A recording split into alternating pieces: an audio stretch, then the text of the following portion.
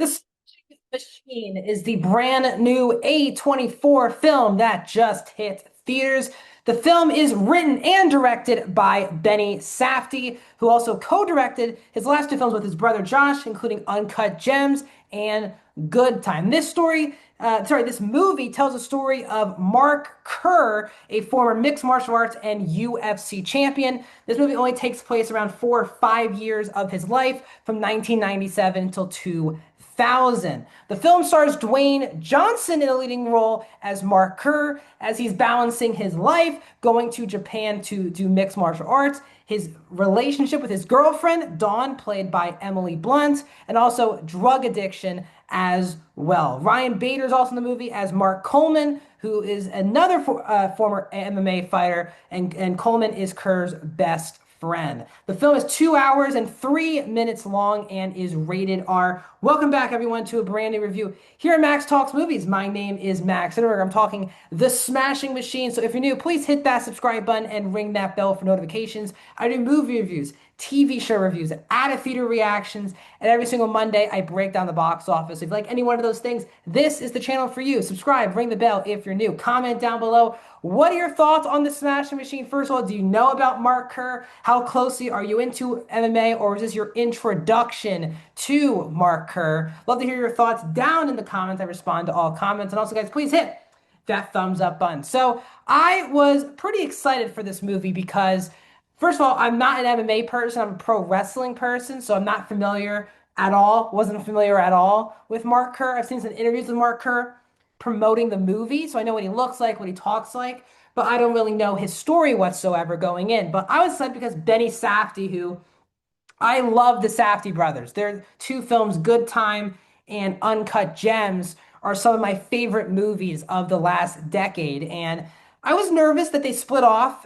Josh is doing Marty Supreme, has Marty Supreme coming out this year, and now we have Benny solo directing and writing this film. But it was a big decision having Dwayne Johnson really in his first serious role of his career. And definitely was nervous. Would I believe it's Mark Kerr and not The Rock the whole time? So let's get into my thoughts on The Smashing Machine. Now, I will say this, as someone who is a avid fan of the Safdie brothers, this is a underwhelming film on that level because I adore Good Time and Uncut Gems. So if you're coming from that perspective, I think this might be not as good as maybe you're expecting.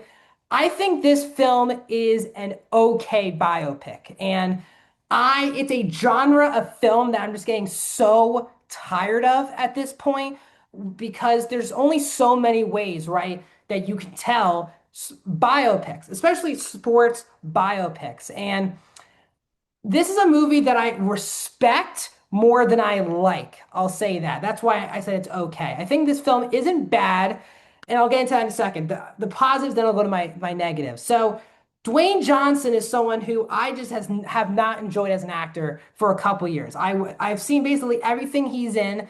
I grew up loving a lot of The Rock's movies, but recently his stuff just has not been for me lately. But this is a career defining and changing performance, in my opinion. Yes, are the prosthetics amazing for Dwayne Johnson? They are. The prosthetics are unbelievable. The makeup and hairstyling team will be nominated at the Oscars. But not just is the prosthetics and the makeup and the hairstyling turn him into Mark Kerr, he disappears into this role where in my eyes, I never thought about this being Dwayne Johnson at all during the film, and that is a testament because Dwayne Johnson is one of the most charismatic people. As someone who grew up watching him in pro wrestling to now him becoming a major movie star, he is so singular in his charisma, his charm, all of those things, and that's tough to kind of get away from. And this film really shows you his range as an actor. Mark Kerr is such a soft-spoken person who's going through a lot of things. The brutality and the physical take it takes to be a mixed martial arts fighter, the balance of trying to be somewhat there mentally in your home life, all of these things. And Dwayne Johnson does such an excellent job as this character. As I said, it is a tough thing for him to disappear into a role. He definitely disappears here. Emily Blunt is great as always. She's one of the best actresses working today. She's been in multiple movies now with Dwayne Johnson, so they easily have excellent chemistry here. Ryan Bader also as Mark is also a very good performance. On a filmmaking level, it is very well made. It's a intimate film. It's a it's not as epic as I think most sports biopics go for, the most epic shots. You're really in the nitty and the gritty with the characters, and I really like that choice from Benny Safdie from the directing perspective because it feels like at times like a documentary from the way it's filmed and shot. And I actually like that in a film like this, which is trying to at least focus more on character instead of the actual fighting itself.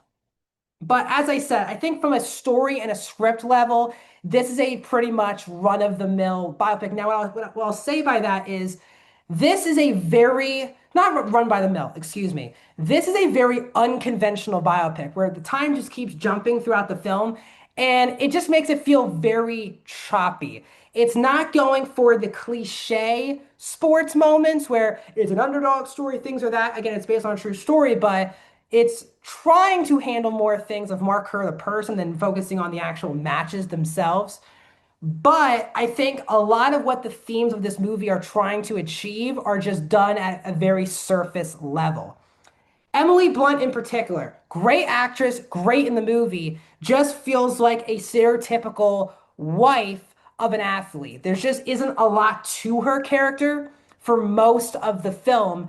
And there's a lot of points where it's like Mark Kerr and Dawn. They are a happy couple. Next scene, they fight, and then Emily Blunt's out of the movie for the next 25 minutes. They're together, then they're mad, then she's out of the movie for the next 20 minutes. I just felt like the biggest problem for that key relationship is you just don't know why Mark and Dawn are in love with each other. They are already together at the beginning of the film, and I just struggled to understand why they fell in love with each other. They just don't give a lot of character traits to Dawn, and all of that character is on the shoulders of Blunt. And I think she does the best you can with what's written on the page, but the character is so one note.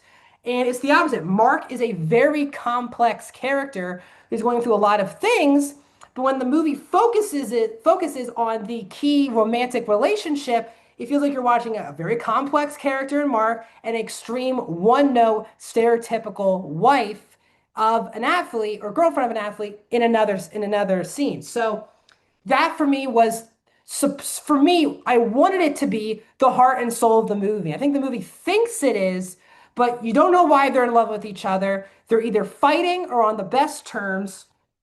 And she's in and out of the movie too much, in my opinion. And I think it pulls away from a lot of the emotional points.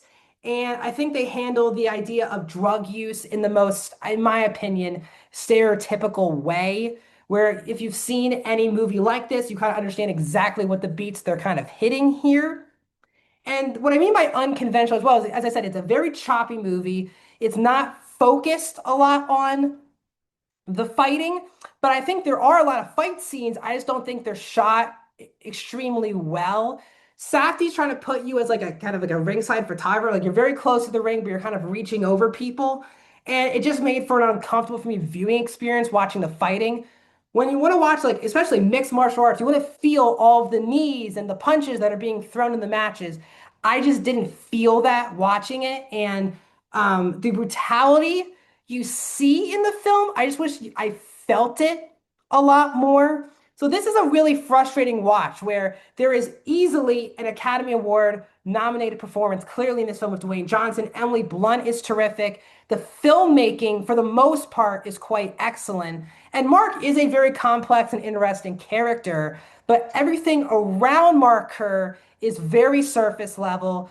Dawn feels like a waste of a character in this movie who should have a lot more to do and a lot more complexity to her character. And there should have been way more explored with the actual Dawn and Mark relationship, that there really isn't that emotional heartbeat of this film. So overall, I'm giving Smashing Machine a 3 out of 5 stars. I am going to go 57% for Smashing Machine. What are your thoughts, guys, on this film? Let me know. Sorry, actually, not 57, I'll go 59% for Smash Machine. What are your thoughts on this movie? Let me know down in the comment section. Like this video, subscribe, and I'll see you guys soon.